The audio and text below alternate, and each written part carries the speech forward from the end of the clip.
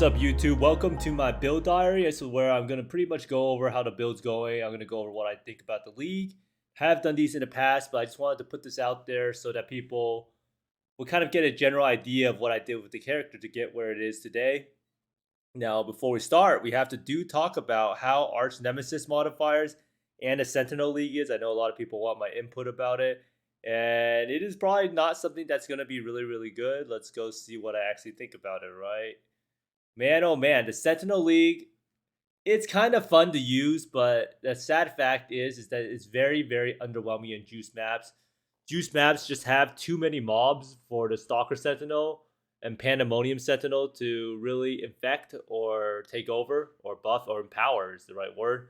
So basically, there's not enough times you can actually use it in a juice map. So a lot of times I'll be finding myself using the Sentinel for probably like 10% of the mapping experience or something. And this is with a Sentinel with all of the mods already. And the Apex Sentinel is just completely terrible. I haven't really found that much use of it. I have pretty much been using Sentinel and Pandemonium Sentinel exclusively. So 40 Sentinels, you pretty much want to get as much quant as possible. Increased chance to add rewards is also good. Rarity is also good. But increased number of enemies. And then the Pandemonium Sentinel is also good. So pretty much you just will always want as much quant as possible and as many enemies as possible, and rarity is also very, very strong. Now for this tree, I'm pretty much just trying to get down here, so rewards are more likely to be less common types. Not really sure how good that is. I think this thing is also extremely good, because this allows you to get maybe more recombinators and power cores. However, I did try out this node over here a little bit. It didn't seem to do much, so maybe I'll go back to this. So this makes it so that your Sentinels empower more. And then this thing is kind of important if you're doing juice maps, because without this, your Stalker Sentinel will probably be immediately depleted. So this makes it so that you can't empower normal rarities enemies, so all your enemies will be magic or rare. And I usually pop the Stalker Sentinel when I do a breach, and it literally gets completely used up within like 2 breaches. And I do take a lot of the nodes that make it so that they are able to empower more enemies. So even with that, it's kind of bad. Now, I kind of really wanted to get this. Pandemonium Sentinels can be deployed at extra time, but you actually cannot take this and take this node and take this node. So it's impossible to take this node, and this node, regardless of what you do to the tree. So it kind of makes me wish that they added, gave us a lot more points. You remember Scourge, where you could pretty much unlock everything. At this point in time, I'm pretty much only using 2 Sentinels in the whole map, and they literally make up very, very little of my mapping experience. So it's kind of like playing the base game with like a very little interaction part of the game, right? So another thing is I don't think enough people have really tried out the Sentinels that much. And they're incredibly difficult unless you have a lot of damage. I do know a lot of people say that they don't have that much currency, and it's pretty much just because you never do the league mechanic, right? If you never do the league mechanic, then you're gonna run out of currency, or just like basic currency, until you get to like later on in maps when you have more of your Atlas passive tree bonus, because the base game just doesn't drop enough currency, right? So you're pretty much just playing standard league.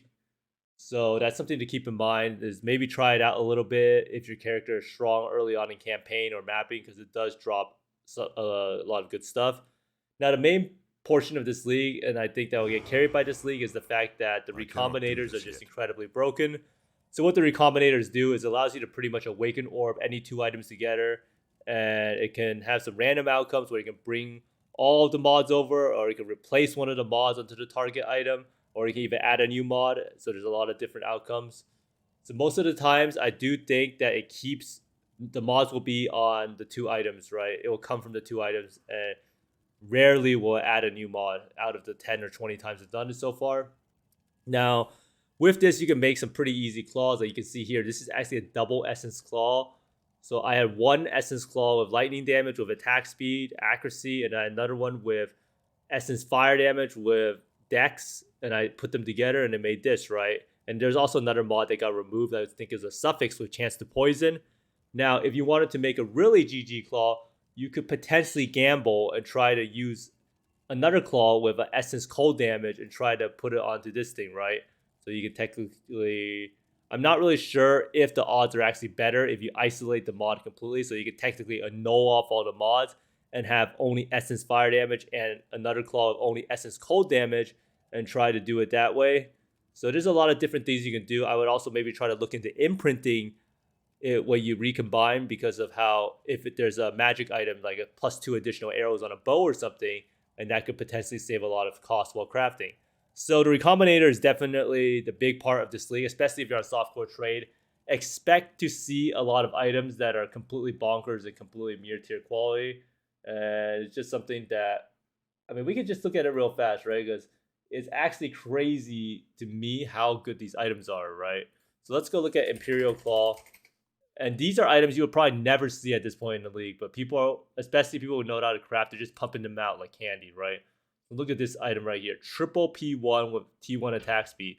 Something that never happens this early on, right? Another one with triple T1 prefixes. Triple T1 prefixes are incredibly, incredibly hard, right? And then this person has a double damage one. So these are all pretty much done by the method I just showed you above. And should they be actually worth that much? Probably not, because of how much weapon recombinators are.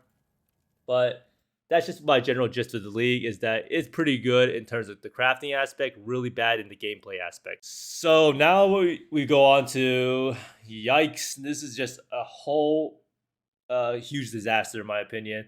And this is something that happens when you pretty much just like randomly mix something in without even trying to see what's inside of the washing machine, right? Or drying machine. So they did not really consider how Archnemesis will interact with other league mechanics. It's actually crazy, right? So there's certain league mechanics like Metamorph or something like that that are just completely overtuned, and the mobs are just absolutely destroying you because they have so many rare mods or buffs. A lot of times you go fight the bosses like Cortex or something like that, and the Cortex boss is easier than the rares that spawn in the intermission, right? And most of the map bosses, before they actually hotfixed it, the map bosses were much easier than the Archnemesis rares. And guess what? The rares actually drop nothing most of the time.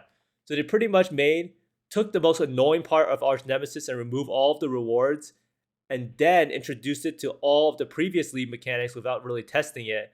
Well, they said they extensively tested it, but I really do not believe they actually tested it with all of the league mechanics. And it just creates this horrible, horrible experience. And what's worse is they actually added certain Archnemesis modifiers that didn't even exist before on rare mods, like Corpse Detonator and Invulnerable, that literally just make the game feel awful to play, right? It's no fun when you can't actually do damage to a mob and you have to sit there for like 70% of the time until you can actually do damage to it. It is no fun to get randomly deaded by a rare mob and just instantly die. So I guess like in GGG's eyes, they probably want us to hover over all of the mobs. And there's some that are just incredibly toxic, quite literally. If you run into a blue pack with toxic, you can literally instantly get killed with like a billion toxic chasing after you. So you do have to be a lot more vigilant while mapping. But the actual truly sad part of this whole experience is the fact that beginners will have a really, really hard time. A lot of PoE in the early game is already tough enough. And by adding Archnemesis modifiers that do like cold damage, like Frostweaver or something, when people have no resist at the start, is a recipe for disaster for beginners, because they just immediately get slowed and chased it down by a hasted rare, pretty much instantly killed, right? And a lot of people would just straight up quit because of that. So I don't really know what they were doing with the Archnemesis modifiers. I think they should have probably done a little bit more testing, because they really nerfed it, right? They completely changed the amount of HP the rares have by like a factor of like 5 or 6. And then they decided to remove one of the modifiers that the mobs can have, so it's at 1 now. So anyhow, let's go over what I actually think about my current build, though. So on the bright side, the build is absolutely incredible. So Archnemesis couldn't really take down the Lightning Strike Berserker. Not really sure where we are on the Lightning Strike leaderboard. So let's see. I'm actually kind of sad. I looked at the build list, right? And Lightning Strike Berserker is just not that popular. We can't really do anything. Sometimes other people's YouTube videos are just more popular, but most importantly, some people just don't like pressing buttons as much. But you can see here, top 2 players are both Berserker. Is it a surprise? Not really, right? I thought the champion was tankier, but no, I just played more. But all jokes aside, you can see here that Berserker champion rated, right? 40, 30, 20. Maybe one day people will see the virtues of the Berserker. But basically, a lot of people ask me, when can you actually switch to Lightning Strike? And the answer is, I switched to Lightning Strike after acquiring the 6 link and Perseverance. You can probably also swap to it on a 5 link and just Gale Sight, because your damage should be good enough. Now, Omni is another thing. Like, look at the price of Omni, right? If you had asked me to make a prediction how much Omni would be, I would never have guessed 22x 4 days into the league or 3 days into the league, right? And this is just something that you can see here. There is very limited supply, right? 8 results. What limited supply means is that people can continue price fixing the items. And because there's so much demand and people are already accumulating currency, right? They will pay the price regardless because they just want to have more power and they're just sitting on all this currency and they see the prices going up and up. So it's a self-fulfilling prophecy almost, right? So if you ask me, is Omni price going to go up or down? It's probably going to stay around there and maybe even go up a little bit more. Just think of what happened to the Savior back in the day when the item was super, super rare. And Ashes of the Star is like 25x last I checked, right? And the main thing for the build for this league is definitely that recombinators are incredible for making the claw. Like I showed you earlier, this claw is just batshit insane. Now I'm also using one Inspired Learning because Inspired Learning and Headhunter is actually more of a defensive item now. If you look at the list of Archnemesis modifiers, it turns out that most of the modifiers give you defense. A lot of times you can just be mapping with 90 res if you get enough buffs, especially when I'm doing Legion all the time. So basically my gear, I have this claw made with the recombiners. Then I'm using a Mark of the Elder finally. I need to get 4 more catalysts for this. And then this is an Omniscience ring with double T1 attributes and accuracy roll. Ideally, I kind of want to fix it up to try to get minus mana cost, but that would require me to actually use, what's it called? A Veiled Chaos Orb with suffixes cannot be changed. So I'll probably do it when I'm richer. I did get a Gale Sight with Lightning Strike 3 Pierce. Ideally, I would want a Berserk effect, but this does allow me to unspec the points out of the tree. Now, I was taking these Pierce nodes at the start because I had no source of Pierce and it was really hard. And I am still taking these Strike additional enemy nodes because it's just so good for clear, right? So if you think about it, when there's a lot of enemies in the map, you will be hitting 3 times instead of twice. So you're pretty much doing like 50% more damage, right? So it's a huge, huge benefit to get more strikes, and I will probably even keep it when I get strike 2 additional enemies.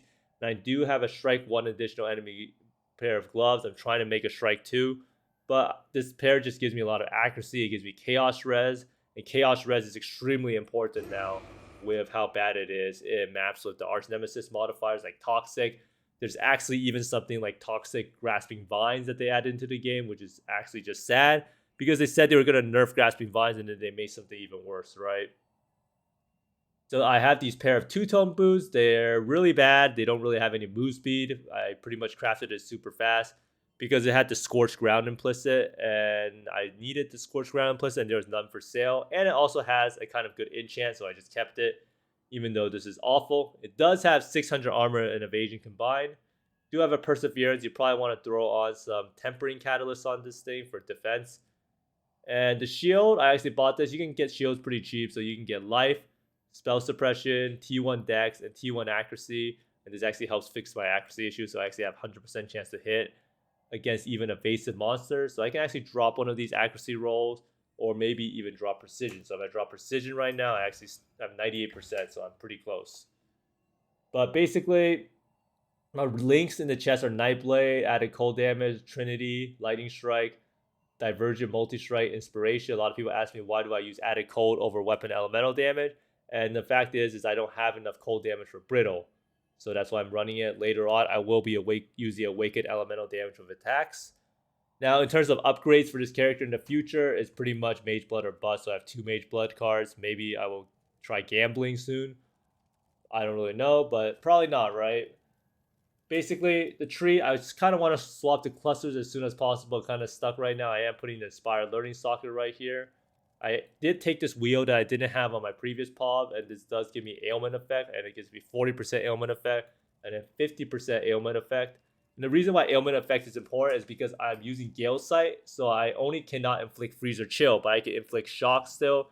So you can think about the comparison between Gale Sight and Secrets of Suffering as Gale Sight doing 50% more damage versus 14% pen. Because Scorched Ground is like 16% pen. So that's why I'm still using Gale Sight, but I probably will switch in the end. But hopefully that gave you a pretty good rundown of the character. I do know a lot of people have questions about when to swap, how to actually craft your gear, or what gear to actually get. Main thing I can recommend is probably save up for Omni. It is the biggest power spike. But thanks for watching, everyone. Let me know down in the comments down below what you think of the league and if you've been having an enjoyable time so far. And see you next time. Bye.